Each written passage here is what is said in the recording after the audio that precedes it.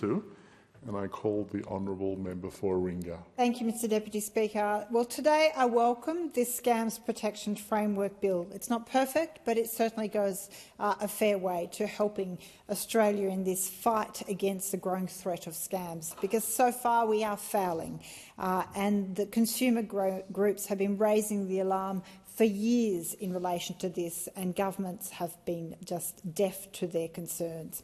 There has been a lack of action from industry, from banks, social media companies, telecommunication sectors, and realistically from the previous government and government to date in relation to fighting back against scams and protecting Australians and helping them actually recoup some of the losses. In 2023, despite the banking sector implementing a voluntary code on scams, consumers are still wearing the cost of scams. Australia is amongst the top 5 most scammed countries in the world. Australians were scammed more than $2.7 billion in 2023 alone. In 2022, it was more than $3 billion. Now, we need to remember these are not just numbers. These represent real people, real families who are financially and emotionally devastated. And the reality is it's probably also the tip of the iceberg, because often people simply do not report scams. They're too embarrassed about having been duped. And sometimes it is a lifetime of savings that have been lost. In my electorate in Warringah, we hear from many constituents on their experiences and feel the emotional distress that being caught up in a scam causes. It can come from young people and older people. It really does not discriminate. But all feel this sense of shame and embarrassment that they have been duped. And so my message to everyone is, please report it. Do not feel that shame, because it happens to so many people in our community. Last year, one of the email came in, one of my own electoral officers' work emails was hacked, in fact, and resulted in a phishing scam emails that were sent out across Parliament MPs to officers in this chamber and had to be recalled. And so we know we need greater protections. I welcome this Scam Protection Framework legislation. It is a crucial step towards safeguarding Australian consumers from increasingly deceptive and harmful practices. So this bill does provide for the protection of Australian consumers from fraud, and it encourages corporate accountability and brings Australia further in line with comparable jurisdictions like the UK and Singapore. But we haven't gone as far as some have. The power of the legislation will be in how consumers continue to report scams and how entities, banks and telcos act on those reports and do what is needed. So through reporting scams quickly to Scam Watch for consumers, consumers can disrupt a scamming activity and prevent it being effective for future victims. So no matter what, when you get those spam SMSs, when you get those scam emails, reporting them to Scam Watch is incredibly important. It is part of that process of pre-bunking, of protecting consumers. It ensures the scheme is robust by providing valuable intelligence to the industry to act. So I support the intent of the bill. I'll be moving, though, an important amendment to strengthen the integrity of the framework and ensure that vulnerable customers will be able to have equal access in receiving compensation from regulated entities. There is a remaining concern that there is an information, the power and there's a huge difference, but there's also, the concern that those that genuinely are able to recoup or to assist with recompense to victims are ultimately those that have access to the information and the data. And there is a huge disadvantage when it comes to victims compared to entities. So the proposed bill places the onus on already vulnerable consumers to take on their bank, their telco or social media platform, and it essentially asking a victim to prove that the institution did not meet the requirements of the Scams Protection Framework. That is a simply ridiculous proposition, that somehow a victim will be able to establish whether or not a Meta has genuinely met the requirements to ensure the Scam Protection Framework is working. The onus introduces a significant barrier to getting any compensation for victims from these companies. It's a legalistic, resource-draining, time-wasting and complex task for the victim. And victims without the assistance of advocates will fall through the gaps. They're set up to fail under the current setup of the proposed bill. So the amendment I have proposed and discussed and negotiated with the government places an obligation on businesses to increase a detailed certification requirement that they have met their obligations under the Scams Protection Framework Bill, rules and sector-specific codes. So the onus falls on them to show that they have complied. So this amendment will be necessary, and I'll monitor the implementation of the amendment through the rules and the codes to make sure that regulated entities provide customers with the specificity that is required to prove that they have met their obligations. So it can't just be that a Meta or a bank ticks and flicks whether or not they've complied. We have to make sure that this works, that they genuinely have assessed their processes and have they genuinely implemented the precautions and the scam protection framework. That means that if they haven't, then they should be liable and victims should be able to get compensation. So it should help bring greater transparency to the framework and empower consumers to have a fair go in getting dispute resolution and ultimately, hopefully, get compensation for their losses. The amendment has already been flagged by Treasury in the explanatory memorandum of the bill, and my amendment will make it law. Similarly, greater transparency means that companies will also have a clearer understanding of what is required for them under this legislation, providing them with regulatory certainty. Consumer groups have consistently raised concerns about the slow response from industry and government, and we've already had strong frameworks in place for other areas of consumer protection.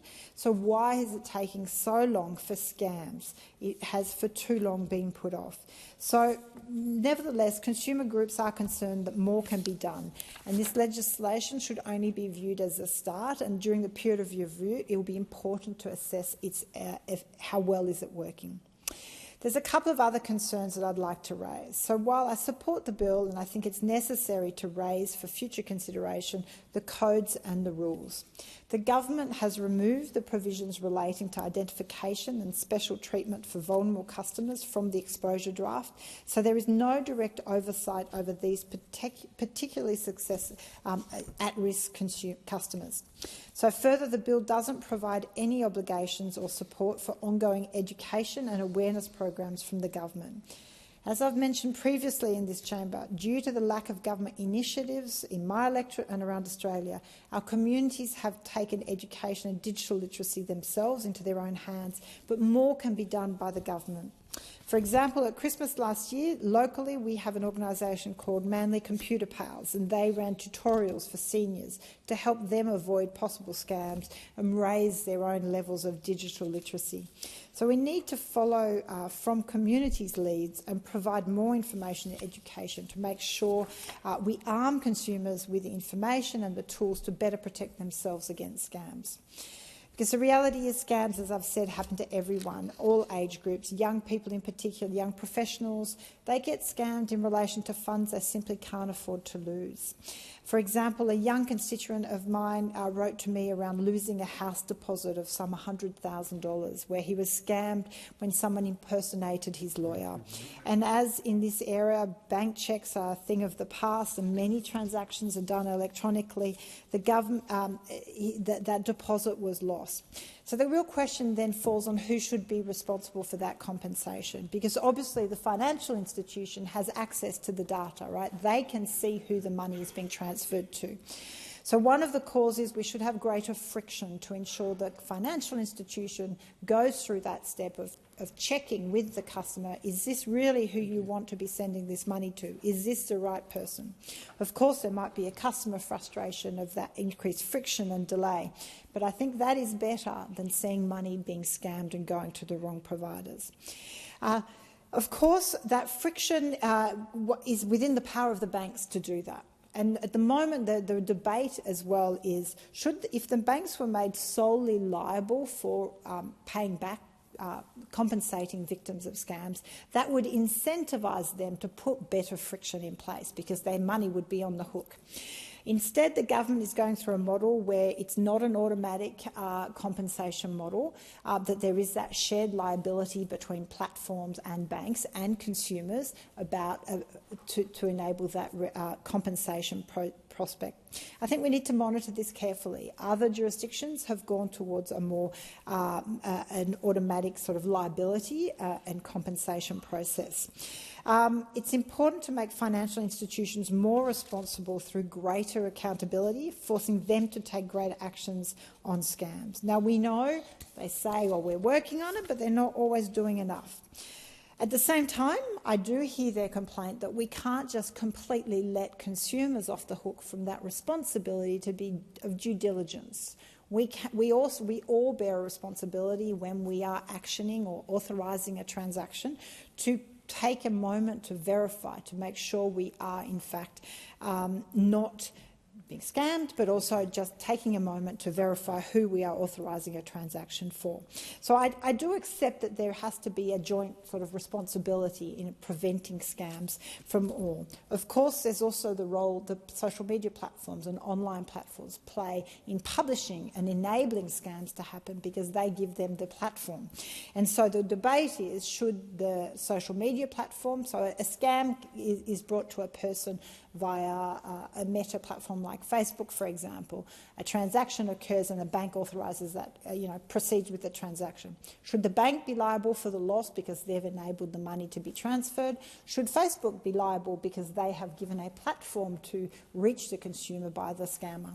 Or is the victim responsible because they haven't taken due care and diligence? So where we allocate responsibility is important, but at the moment the onus falls too heavily on the victims, and there is not enough responsibility on the big institutions who have access to the means, the capacity and the resources to put in place greater protections. So this legislation is a step towards introducing that, but it is still being criticised as not being strong enough. We see in New Zealand and Singapore moving in the direction of the UK by introducing measures for greater liability of the financial institutions. The argument being the banks can see who the money is being transferred to. They can see what's happening. They have the capacity to prevent it. They then also have the means to recoup, for example, from a Meta, a Facebook, around the next step of recovery if the responsibility lies with them. I hear the concerns of consumer groups that there is still too much onus on the victims, and I'll monitor closely whether or not we have an improvement in that the amount of money victims are able to be compensated with, whether this legislation goes far enough. Of course, the UK has gone out the furthest. As I said, New Zealand and Singapore are moving in the direction of the UK, and I think Australia and the government needs to be mindful of whether or not this legislation works. So hopefully this is about more than just providing an avenue to recoup money to victims. It has to be about protecting the integrity of our systems to build a greater sense of security in an increasingly complex digital world. Scammers are evolving, as many in this place have noted. So too must our response to them, whether it's through fake investment schemes, identity theft, fake job advertisers. Australians are being targeted with alarming frequency. As I said, in my office, I receive regular phone calls of constituents who are being scammed. They get in contact with the office because they are distressed and have little to no way to seek redress or to get their money back. And so we really need to make sure we are doing more. For example, one constituent called with an online job scam which resulted in a loss of $40,000. She was out of work and struggling to find new work to support 2 young children, and she had an unexpected large repair bill with her house, and she was lured into a scam mimicking a big employer. And she, as a result, lost significant money, which really made a difference. These are sophisticated scams. They're set up with group chats and staffs and terms of employment. And so it's really important that be reported and that we have the resources to crack down on it. So individual stories tell us a lot. They tell us about the sophistication, and we need to make sure we do more. I'd like to thank Choice and the Consumer Law Action Centre, the Consumer Action Law Centre, who have relentlessly advocated on behalf of scam victims. We know we can do more. I will support this legislation as amended when I do so with the consideration in detail, but I urge the government and the opposition to keep a vigilant eye to make sure compensation for victims improves in Australia. Thank you.